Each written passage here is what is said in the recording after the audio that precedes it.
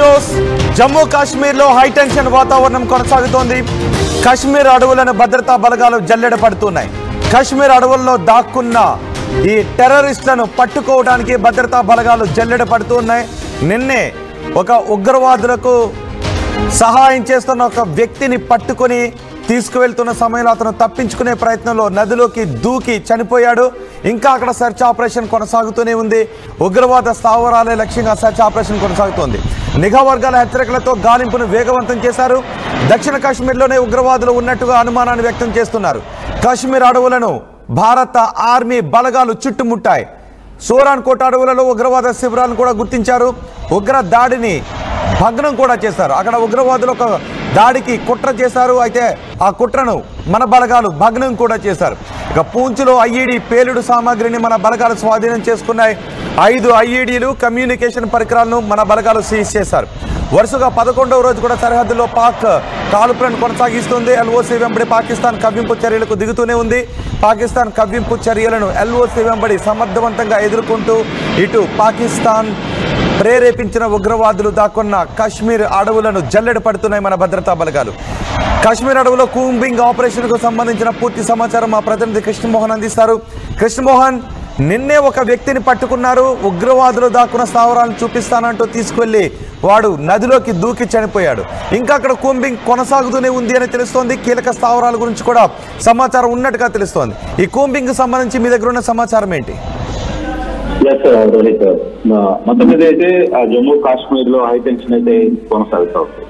ఏదైతే నిన్న ఇంతియాజ్ అహ్మద్ అనే ఉగ్రవాది ఈ ఉగ్రవాదికి పోలీసులు అదుపులోకి తీసుకుని సైనిక సిబ్బంది అదుపులోకి తీసుకుని పూర్తిగా ఎంక్వైరీ చేశారు. ఆ ఎంక్వైరీలో కూడా చాలా కీలకమైన అంశాలు తెర మీదకి వచ్చాయి.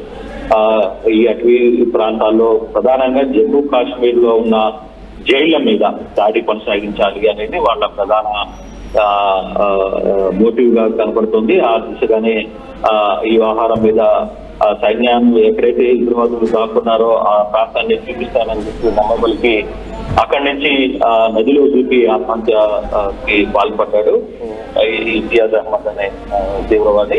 అయితే ఇప్పటికీ ఈ వ్యవహారం మీద ఇంకా పూర్తి స్థాయిలో పూర్తిగా స్ట్రైక్ అయితే జమ్మూ కాశ్మీర్ లో ఇండియన్ ఆర్మీ పూర్తిగా కూడా హై టెన్షన్ లో ఉంది. కాశ్మీర్ అడవులు పూర్తిగా కూడా జల్లెడ పడుతున్న పరిస్థితి అయితే మనకు చాలా స్పష్టంగా కనబడుతుంది.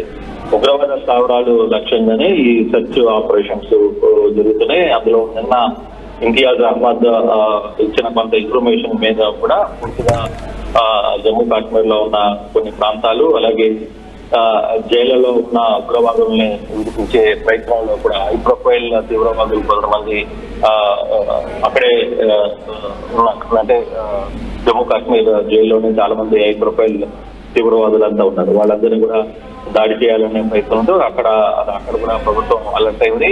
దానికి సంబంధించి పూర్తిగా బీఎస్ఎఫ్ ఇవన్నీ కూడా పూర్తిగా జైల్లోకి ఫుల్ కంట్రోల్లో తీసుకున్న పరిస్థితి ఉంది.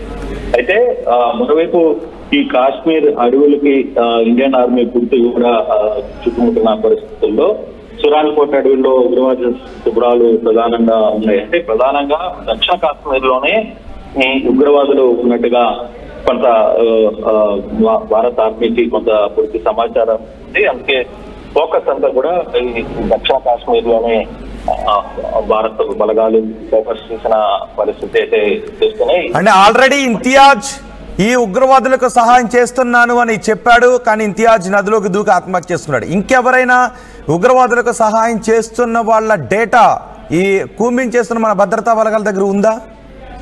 అంటే అప్పటికే నిన్నటి నుంచి కూడా వరుసగా ఈ వారం రోజుల్లోనే 43 మందిని వివిధ ప్రాంతాల్లో అంటే పాకిస్తాన్ కి సమాచారం అందజేస్తున్నారు, లేదు ఉగ్రవాదులకి కొంత ఆ సమాచారాన్ని అందిస్తున్నారు అనే ఒక యాంగిల్లో చాలా మంది 43 మందిని ఇప్పటికే ఎన్ఐఏ కంట్రోల్లో ఉన్నారు. చాలా మందికి కొంత సమాచారాన్ని ఇప్పటికప్పుడు ఇండియన్ ఆర్మీ వాళ్ళ దగ్గర నుంచి సేకరిస్తుంది. అసలు కుట్రలు ఏంటి, ఇక్కడ ఎప్పటి వరకు ఏం చేస్తుంది అంటే ఇంతకాలంగా ఎందుకు చేయలేదు అనే ఒక ప్రశ్న కూడా రావచ్చు. కాకపోతే ఇది ఇప్పుడు రెగ్యులర్ గా జరిగే పరిస్థితి. కానీ ఇప్పుడు పరిస్థితి కొంత ఉధృతంగా ఉన్న నేపథ్యంలోనే ఎన్ఐఏ కావచ్చు లేకపోతే భారత బలగాలు కావచ్చు పూర్తి స్థాయిలో దాని మీద ఫోకస్ చేసిన నేపథ్యం. ఈ రోజు నిన్న జరిగిన ఇతిహాస్ ఇచ్చిన మంది సమాచారం, ఇతిహాస్ ఆత్మతర్పణ చేసుకోవడం కావచ్చు, అది ఇట్లాంటి వ్యవహారాలు. అలాగే సేమ్ అతనితో పాటే కొంతమందిని దాదాపుగా 43 మంది వరకు ఇప్పటికే